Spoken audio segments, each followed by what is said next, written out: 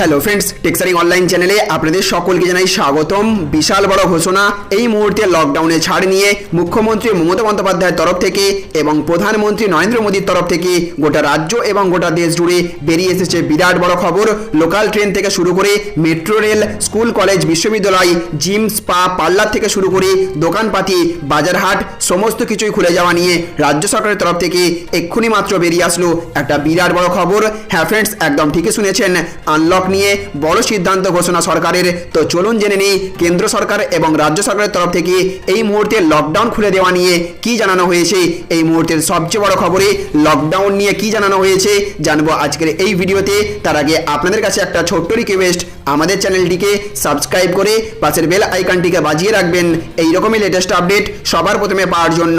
পাশাপাশি এক্ষুনি এই ভিডিওটিকে একটা লাইক করবেন এবং জনস্বার্থে ভিডিওটিকে প্রচুর পরিমাণে শেয়ার করবেন। তো ফ্রেন্ডস, আপনি এই মুহূর্তে গোটা দেশে লকডাউন খুলে দেওয়ার পক্ষে না আরও একবার ফুল লকডাউনের পক্ষে অবশ্যই কমেন্ট বক্সে ইয়েস অথবা নো লিখে জানাবেন। তো দেখুন, এখানে বলা হচ্ছে কবে থেকে চালু হবে লোকাল ট্রেন, জানালো রেল বোর্ড। অন্যদিকে আবার বলা হয়েছে বিধিনিষেধ শিথিলে কি শর্ত, নয়া গাইডলাইন জারি কেন্দ্রের।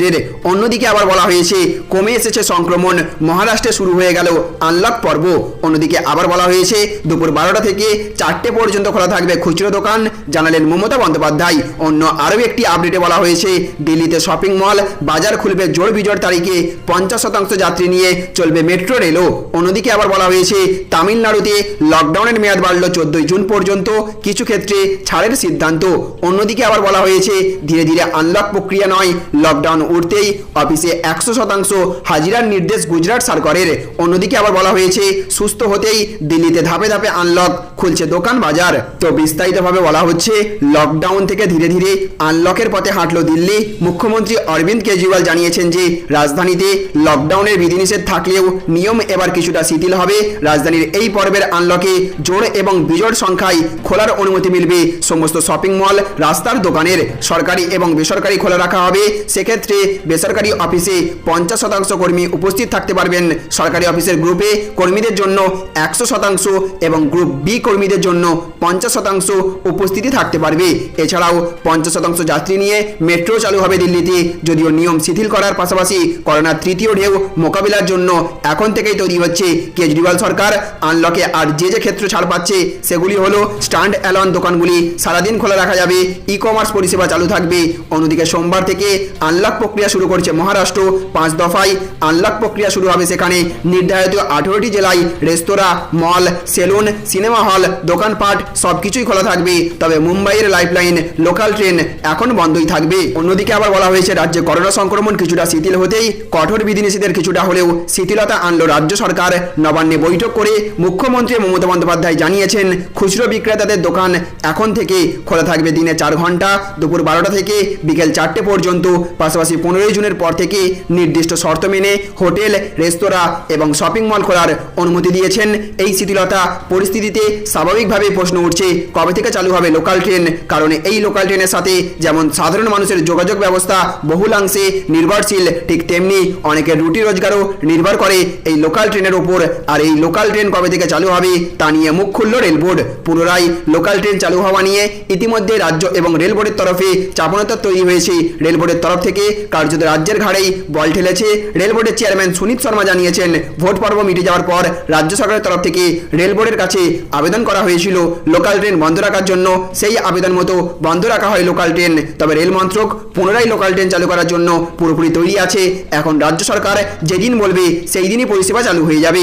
রেল বোর্ডের তরফ থেকে এমনটা জানানোর পাশাপাশি স্পষ্ট করে জানানো হয়েছে তবে বর্তমান পরিস্থিতির কথা মাথায় রেখে যখন পুনরায় ট্রেন চলাচল শুরু হোক না হোক, কেননা কোভিড প্রোটোকল মেনেই চলতে হবে যাত্রীদের। পাশাপাশি সুনীত শর্মা এটাও জানিয়েছেন রেলের কাছে কোচ অথবা কর্মী কোনো কিছুরই অভাব নেই। তবে বিভিন্ন রাজ্যের করোনা পরিস্থিতির কথা মাথায় রাখতে হচ্ছে, কারণ প্রত্যেক রাজ্যের করোনা পরিস্থিতি একরকম নয়। অন্যদিকে আবার বলা হয়েছে করোনা সংক্রমণের হার ভয়াবহ আকার ধারণ করেছিল, যার জেরে লকডাউন ঘোষণা করতে হয়েছিল।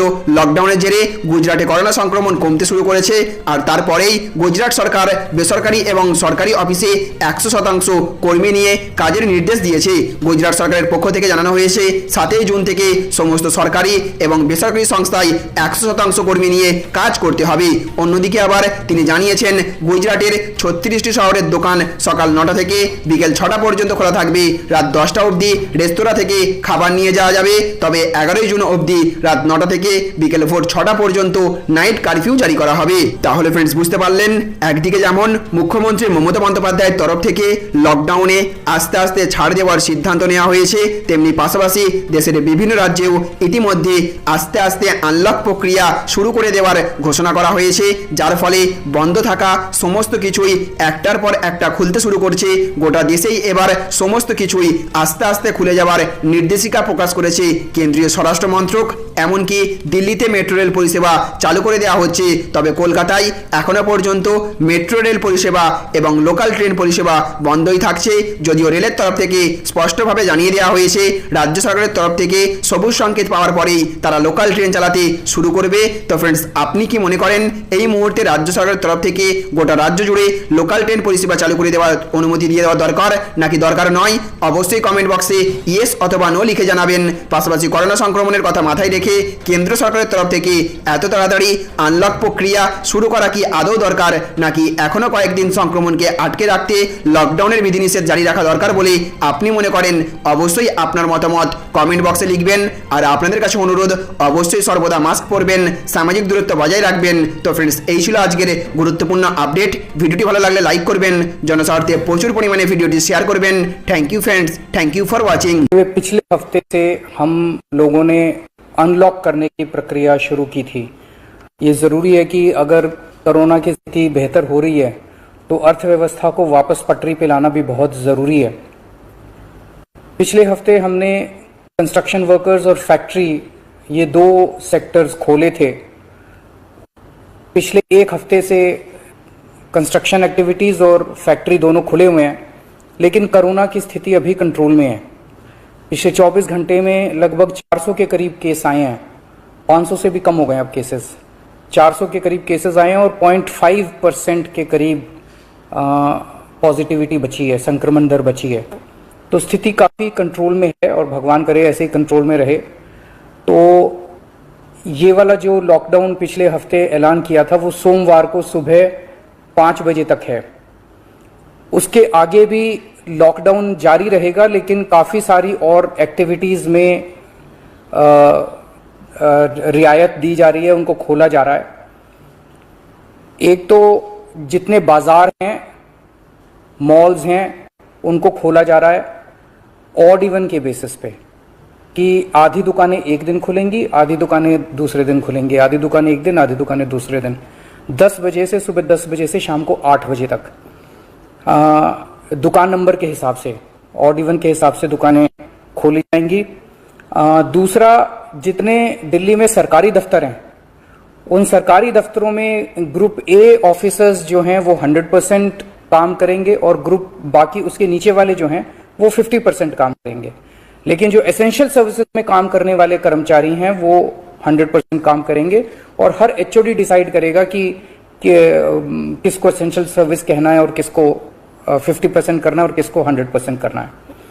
जितने प्राइवेट ऑफिसेज हैं उन सभी प्राइवेट ऑफिसेज में 50% मैन पावर के साथ वो खोले जा सकते हैं और लेकिन कोशिश करेंगे कि ज़्यादा से ज़्यादा लोग वर्क फ्रॉम होम करें और अपने प्राइवेट ऑफिसेज कोशिश करें अपने टाइम को स्टैगर करने की, कि ताकि सब लोग एक साथ सड़क पे ना आए। दूसरी चीज, जो स्टैंड अलोन शॉप्स हैं और जो एसेंशियल सर्विसेज प्रोवाइड करने वाली शॉप्स हैं वो ऑड इवन के बेसिस पे नहीं, वो रोज खुलेंगी। दिल्ली मेट्रो 50% कैपेसिटी के ऊपर चालू की जा रही है और ई कॉमर्स के जरिए जो सामान बेचने की प्रक्रिया है वो चालू रहेगी।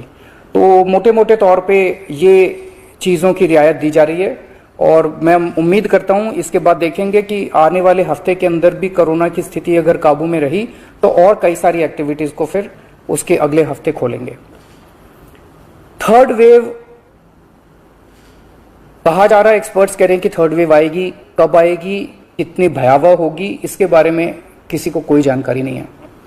लेकिन एक जिम्मेदार सरकार होने के नाते हमारी जिम्मेदारी बनती है कि उसकी पूरी तरह से हम तैयारी करें, ताकि अगर थर्ड वेव आती है, अगर बहुत भयानक होती है, तो सरकार उस वक्त जनता के लिए तैयार हो।